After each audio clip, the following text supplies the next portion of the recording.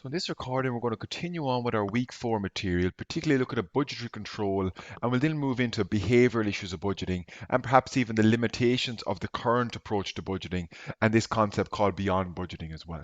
So in class, we covered, I suppose, the whole process around budget. How you come up with a budget, how there's negotiations going on with a budget, and we want you to think about this concept that's really studied in the literature around the management control system and how management accounting in terms of budgeting and also variances that we'll look in a second can really assist with planning and control, which of course are core managerial activities. So what I'm going to introduce to you now is there's 3 separate things we need to cover off to finish off this section.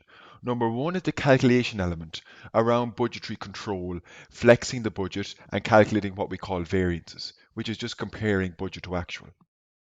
We'll then look at a small bit about the behavioural issues of budgeting, things like motivation, participation, control, budget bias, etc. And we'll finish up with a bit of limitations on budgeting and this beyond budgeting approach. So there's 3 main sections we're looking at.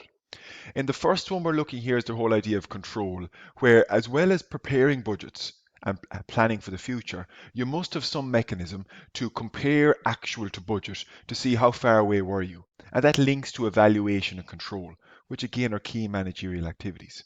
But what you have to do is the initial budget is going to be based on assumptions, and it's very unlikely you're going to get that budget 100% accurate. So you might have a sales budget for 20,000 units. Your actual activity for the period might be 30,000 or it might be 15,000. So to get meaningful, and that's a key one here, to get meaningful comparison, we must compare like for like. So that means we must compare the budget to the actual at the same level of activity. That's what we call the flexible budget, where we flex the budget to increase or decrease the budget depending on what the actual level of activity was. And we separate out then the difference because there was a change in volume. So what we do is we kind of isolate the change in volume because we had made more or less products than expected, and we compare then a like for like basis everything else. And that'll be important when you're looking at the exam, the question that I've done a separate recording on about flexing the budget. And this does link closely to CVP. So I would encourage you, not the whole CVP, but there is a small, maybe the first 20 minutes to understand the concept of a variable cost and to understand the concept of a fixed cost, how costs are behaving when activity levels change, because that will be useful when you're asked to flex the budget in the Sentry example. So that Sentry example is available as a recording.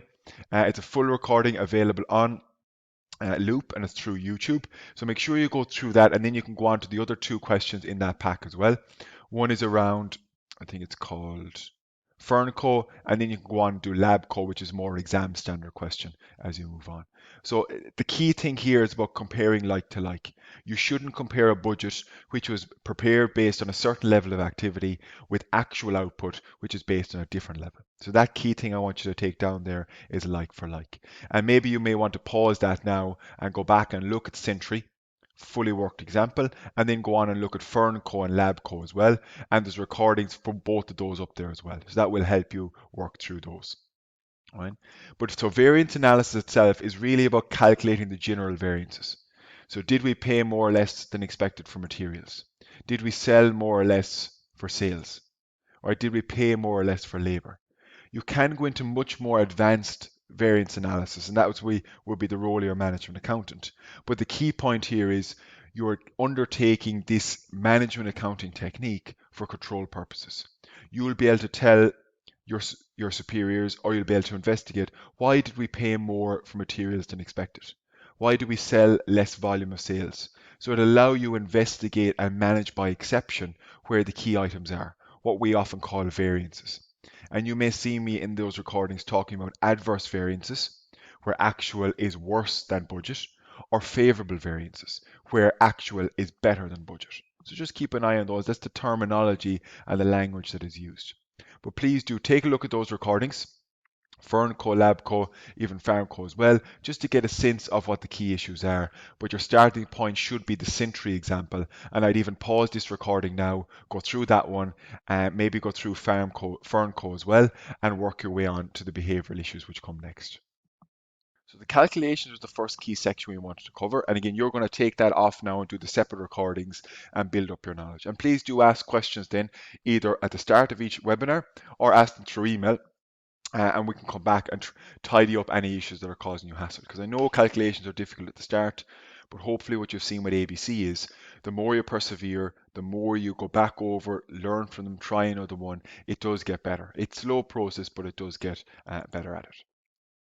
The other thing we bring in here is behavioral issues, number one, and then budgeting alternatives, number two. But certainly as part of budgeting, like budgeting is an accounting process, but it also involves organizational behavior. So people are involved in the budgets, different people have different agendas. So we're going to look at what are the behavioral issues, like this organizational psychology. So employee personality, how do we bring in those and make the most effective use of accounting information? So it's not just this abstract technical numerical exercise. It impacts people in positive ways and also in negative ways. And you have to be aware of that as a manager. Well, we'll then also look at the limitations of the traditional budget process, where it's a big bang once a year, and we look at alternatives, whether that's better budgeting or beyond budgeting. And there's a couple of optional, nice academic papers there that you can have a read to see whether those may fit in to what your organizational culture is about. So, a couple of the key behavioral issues. The first one, obviously, is motivation. Because a key thing of that management control system, remember back as that management control system as a package with culture, governance structures, organizational structures, budgetary systems. It's about motivating people, right, and incentivizing people to work towards the goals of the company. So you want to make sure you're bringing everyone on the same path. And how you use that in terms of setting budgets, setting policies and procedures, but also that element of reward and compensation. So if you remember back here, one key element was reward and compensation. You want to make sure you tie the objectives of frontline employees to the overall objectives of the firm. And one easy way to do that is link their bonuses if it's done in a correct way. And we'll look a lot more of that next week in performance measurement systems. So when we're thinking about the different behavioral aspects and how we motivate or avoid demotivating employees, we're going to think about some things like controllability. We're going to look at how do we use budgets as targets, effective use of it and ineffective use. The role of participation. Should we allow employees participate in their own budgetary targets?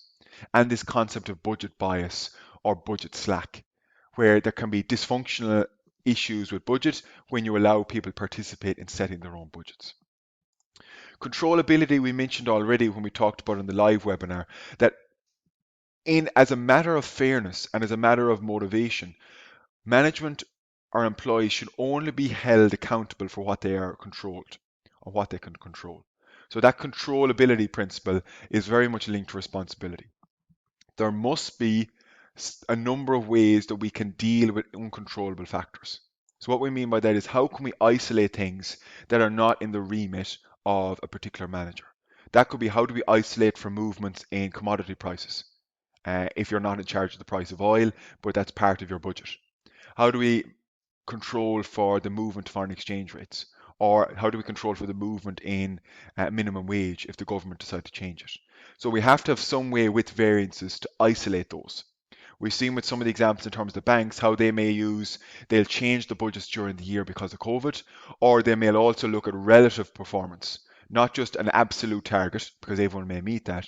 They will look at um, relative targets where you're benchmarking yourself against your peers or your peer locations within the organization as well.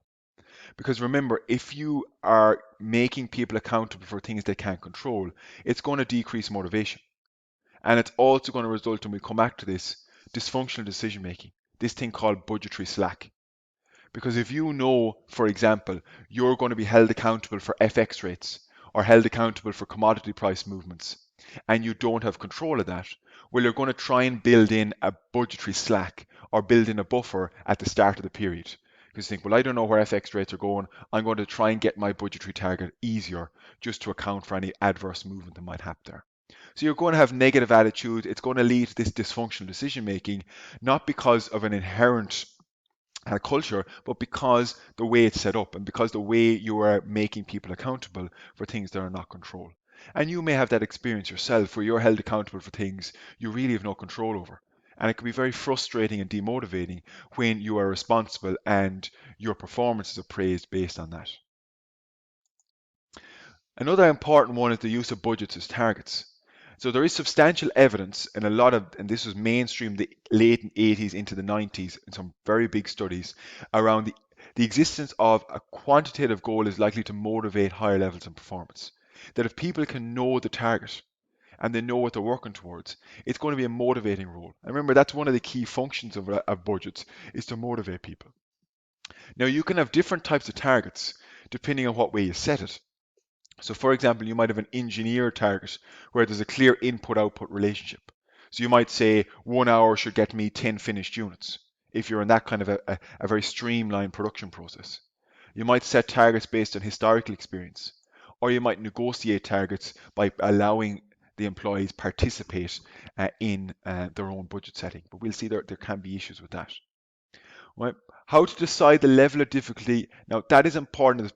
Lots of studies done on that uh, around the whole idea of, well, you don't want it to be too hard, and we looked about this graph, and I'll show you in a second, but you don't want it to be too easy either. Because if you make it too easy, there's no stretch element, but if you make it too hard, people are not going to engage with it up front, and there's going to be a disengagement with the process and a negative connotation related to it. The other key thing to note is how uncertain is the task? And that's an important thing that people don't realize. If this is a new product or a new production line, it's going to be very uncertain about what people's experiences are. So they may want to build in some slack or easier targets until people bed down what exactly is this particular process. Whereas if this is very much a well-oiled machine in terms of production line, you know exactly how people's performance usually happens, there's much less task uncertainty. So people are willing to take on more stretch elements because there's an element of predictability of how performance happens for employees. So there's a lot of that organizational psychology, there's a lot of that employee psychology that you need to consider, right? So figuring out then, trying to give strong motivational potential, that is important. But personalities can be a big thing. Right? And that was one thing that was coming out in the literature right from the very start was sometimes budgets and setting targets may have no impact on a person's own personality. Because sometimes their personality is, I just want a hard target, I want to reach it, and I want to clock out. I have no aspiration to extend or stretch my performance because that's not the role I am, or that's not the way I view work. So that can be a difficult one for managers when they're trying to motivate employees. Sometimes employees have a certain psychological makeup to say, I don't want to achieve anything else other than my role. I see work as a key means to an end. And anything above that, I don't want to get rewarded. I just want to do my job, be told exactly what to want, and after that, I move on. So there's different personalities suit for different things, and that's what they're finding in organizations was it's not just about the type of the task, it's not just about the organizational culture, it's about personalities as well, and particularly how you manage those personalities as part of a team. So I've showed you this, and we talked about that a lot in the live webinar, and it shows you the higher or the more difficult you set the performance budget, the orange line is the budget, the better performance, actual performance you get because you're stretching employees. But there comes a point where the budget is deemed to be unreasonable by the employees and performance drops off. And that's because there's a disengagement. They think you're completely unrealistic with that budget and there's real negative association with it. So there's real disengagement and it's a real negative experience. The other thing we noted in the webinar, if you remember, is if you set this budget now at higher and higher levels, that's going to, I suppose, use the function of budgets as a motivator. The problem is if you're going to try and use budgets to evaluate then, you're always going to be adverse.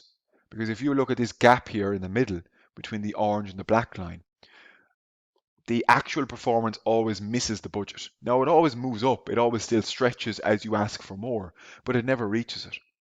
So that can be quite demotivating if that's what an employee is looking at every time they go for a monthly performance is red, where you're always missing the target. So the difficulty or the conflicting roles and budgets is something to be really aware of in organizations. And that HBR article that's up on Scoop It is a very good starting point in that. Right? So again, budgets levels to motivate best performance are unlikely to achieve much of the time because you're stretching them. So you're going to see regular adverse variances, and that links to the conflicting role. And you possibly need to have a separate budget, that bottom drawer budget, a bottom drawer phenomenon. So it's to get an idea here, Well, yes, we want to set motivating budgets, but how are we going to use that budget into plan or that budget to, for example, evaluate performance? Because they won't give um, fair figures or fair information for benchmarking performance. So there certainly are, and you'll see this in some of the exam questions, and you'll see it in your question pack. An exam question there might be discuss or critically discuss, which is a key word, so you give your insight on the pros and cons of setting highly achievable budgets. Right? So if you set a highly achievable budget, well, I suppose employees are going to be happy because they're going to accept that budget because they think, yeah, I get that, that's no problem at all. But the problem is it's probably going to be achieved too easy, and there's going to be no motivation to stretch employee performance if they're highly achievable. So there's always a balancing act in terms of how easy or hard targets should be met and how that is, I suppose, reacted by the employees who are held accountable for those budgetary targets.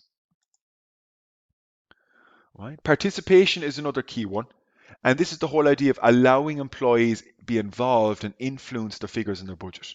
So the whole idea of this is called bottom-up budgeting, where you involve the people in the front line and you ask them, what do you think is a realistic budget? And you allow them to be involved in the process.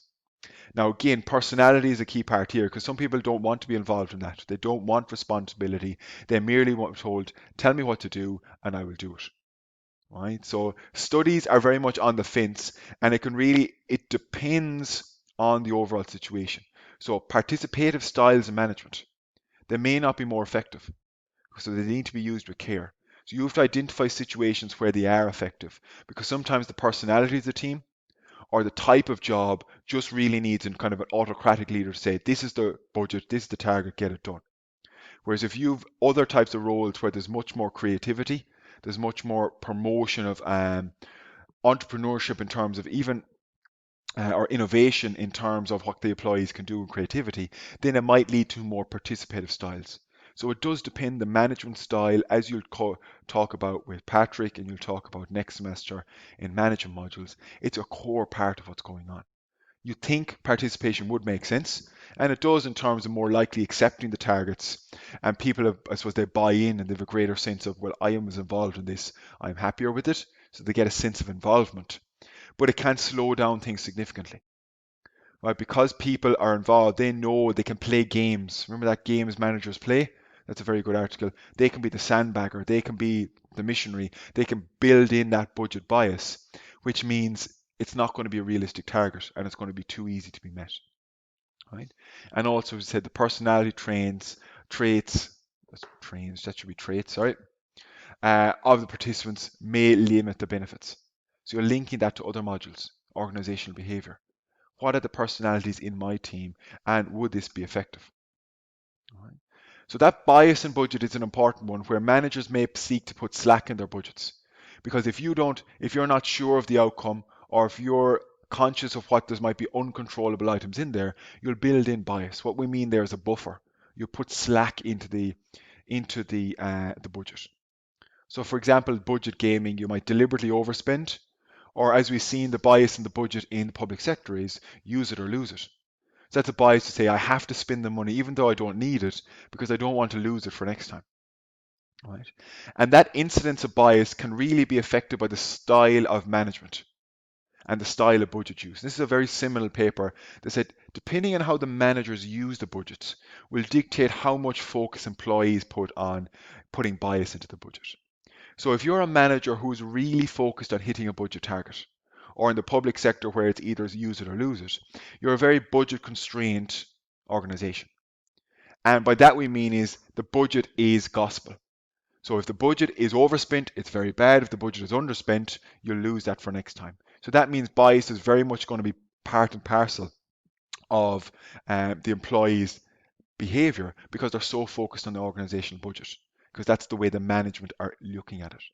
Whereas the other side of the spectrum, non-accounting, is these are managers typically from a non-accounting background. The budget is there, it's a course, a source of information, but it's not do or die, right? It's a guiding, but if there are different reasons for saying, for example, right, we're not, if you miss the budget, but you have a good reason, you can get away with it. So it's not as budget constrained as the other side of the spectrum. Then there's probably less focus on budget bias because it's not a core do or die target that has to be met.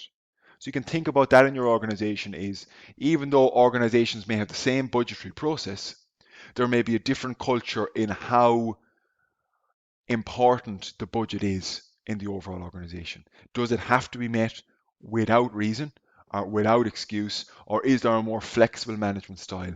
And often that can come back to the background of the manager. If your manager is an accounting finance background, they're more likely to be more budget constrained because they're driven by those numbers than if you're coming as someone with a strategy or marketing or ops background who may be less focused on the number side of things. Right. So when we're looking then in terms of summary of budgeting and effective motivation, and this has come up in past exam questions where I've given you a background of a particular company and I'm asking you discuss the type of behavioral issues that this company should consider when redesigning their budgetary process. So whether that's controllability, participation, setting targets, budget gaming, communicating so people are all aware of what's going on. All of that feeds into the behavioral issues you need to consider when you're thinking about setting an effective budgetary process. All right, so again, it's not just the numbers. Of course, they play a part of it, but if you misuse the numbers, a budgetary process can actually do more harm than good in terms of having negative impact on employee morale, creating dysfunctional decision making, and ultimately creating negative connotations with something that really should be positive and supporting the organization's objectives. All right. So take a look at that games managers play at budget time. It's a very good one in terms of the stereotypes you might come across in an organization budgetary process. And there's a nice question in the question pack towards the end called BudCo, which is looking at the different types of budgeting and the behavioral aspects of budgeting as well. Right, so they are important that you understand, have a look at those. But when you look at some of the past exam papers, you'll see it does crop up as well. Right. So the last main section I want to look at then is I suppose, what we call the beyond budgeting philosophy or approach. So there is a lot of problems with traditional budgets. Now, when we mean traditional budgets, we mean these big bang budgetary approaches, where you do it from August to September, October. Now the budget is decided for next year, it's implemented from January, and it's forgotten about till after summer again, till you do that process again. So it rarely encourages innovative thinking. You're very much thinking, well, what happened last year and let's move up or down. So you're incremental budgeting. And we've seen that with the example of HSE in the live webinar. It's a big burden on time, huge amount of time going back over, setting the budget, getting approval, and it can create conflict as well. Because certain departments are conflict with each other in terms of getting funding. Think of the government departments. Who's going to get that? Remember the whole phrase fiscal space that was doing the rounds for a couple of years. And between superiors and subordinates, deciding on targets, implementing those targets. So there is a lot of issues with the traditional budget. So what has happened is, so there are alternatives that may improve this budgetary process, getting away from this big bang to, I suppose, more rolling budgets or zero-based budgeting. And we'll also look at them, well, let's go actually beyond budgeting completely. These are really looking to improve the traditional budgeting process. But there is another concept to say, do we need them at all? And what would the alternative look like? But looking at the improvements, one is a rolling budget. And this is not, a rolling budget is not one big bang. What happens is it's continuous rolling budget through the year. So for example, if we have a 12-month budget now and October is now finished, well then October 2021 is added on to the end. So you might either do it monthly or quarterly. So you will always have a 12-month budget ahead of you. The problem with the traditional budgets was you might only at the end have 3 months or 1 month budget before the new budget is released again. So you don't really have any foresight until the big bang approach happens once a year.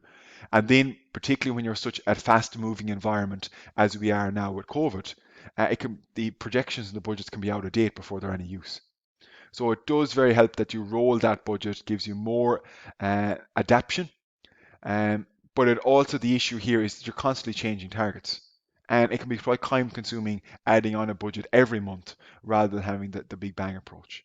So it does suit certain organizations, but maybe not for every organization. But it is an alternative. The other one that's becoming quite popular, particularly some American multinationals, is this zero-based budgeting. So this is very much an extreme approach where everything is started from scratch. And a manager has to justify all costs. So you're essentially putting everything into just what they call a decision package and saying, right, do we need to spend this year? So you're not rolling forward and just saying, right, the budget last year was 10 million. Is it up or down based on what we expect to happen? So it's a fundamental rethink compared to what we call the traditional incremental budgeting. Generally, it would not be done every year because it's such a fundamental undertaking where it is very popular with, and you'll see this when if you go to Scoop It. I'll just show you here. There's an article from McKinsey, the consulting firm. It's here. So the return of zero-based budgeting, it's becoming very popular too with private equity companies. So private equity are these huge financial firms that invest in buyout companies. You might ever hear leverage buyouts. They buy out big companies, and what they go in is they focus on cutting costs, growing the business, and then flipping and selling it on.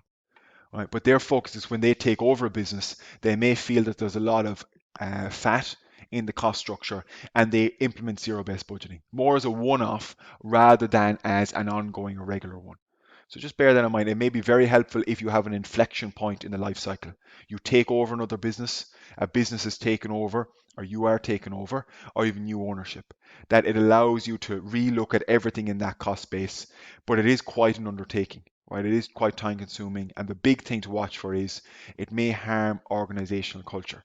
And what we mean by that here is generally when you hear the word ZBB, right, it's associated with cost cutting and redundancies. So that is something that you need to watch for if you are implementing something like this, that how it is managed and how it is communicated. Because the minute there's a mention of something like this, there can be resistance from organizational employees, naturally, because they feel that their role and their division may be under threat.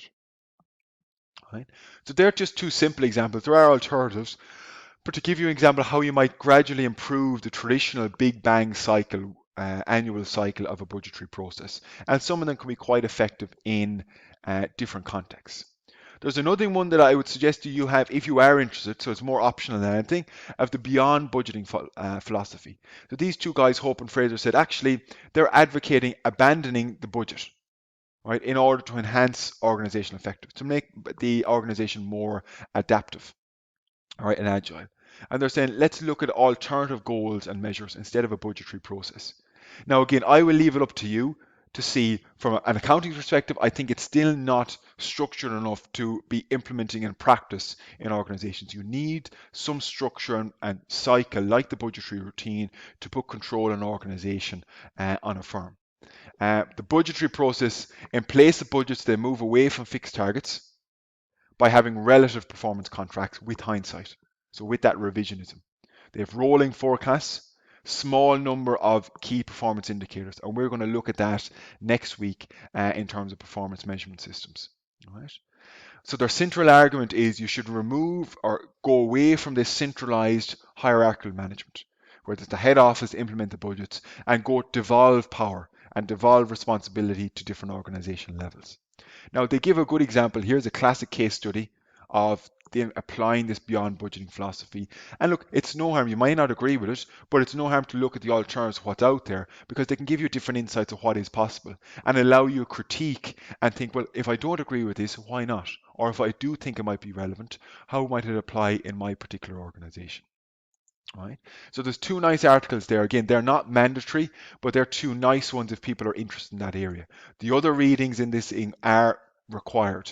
So the readings on management control systems as a package, games managers play at budget time, and the reading on conflicting roles, they must be priority. The other two readings, who needs budgets, and better budgeting or beyond budgeting, they are supplementary reading if you want to have a look at them. All right. So I know we covered a lot there, and there is a full exam, an exam standard question, a shorter one on Budco, and that's available in your question pack for section 4 as well. So that's called, I think it's question 5, Budco, which is there as well. All right. So your key takeaways here, we've looked really at how management accounting techniques, whether it's budgeting, whether it's variance analysis, can assist with planning and control. And planning and control in general is part of your management control system, of which you will play a part in your organization. Budgets are very important in that, but in terms of calculations, you need to be able to do flexible budgeting. And that's something you need to take offline now and look at those recordings and go back and look at your CVP analysis as well. Even the first 20 minutes will help you. Behavioral issues of budgeting are very important. right? Looking at organizational behavior, looking at the bias, the psychology within an organization and how budgets are used is important. Because while a budget is very much supporting overall organization objectives, if it's used incorrectly, it can actually do more harm than good. And that's where some of these new alternative approaches are coming for, that they recognize the limitations of the traditional approach to budgeting. It's too slow, it's conflict, it creates conflict, there's a load of behavioral issues, and maybe there's improvements, better budgeting, or maybe there's alternatives beyond budgeting. And there's something you may want to read up on in your own time to get a sense of, well, would this appeal to my organization, or just in general in terms of broadening your horizons from the more traditional structures you might be used to in your organization. All right. So take a look at Scoopers, take a look at the readings and the videos up on Loop. And next session, then next week, we're going to look at this area of performance measurement. So we're bringing on that management control system and we're saying, well, how do we measure performance of businesses? How do we measure performance as a people? And we're going to introduce this thing called the balance scorecard. Right, so we'll see you all next week, in week 6 for that, because next week we have no live AC548 webinar. Thank you.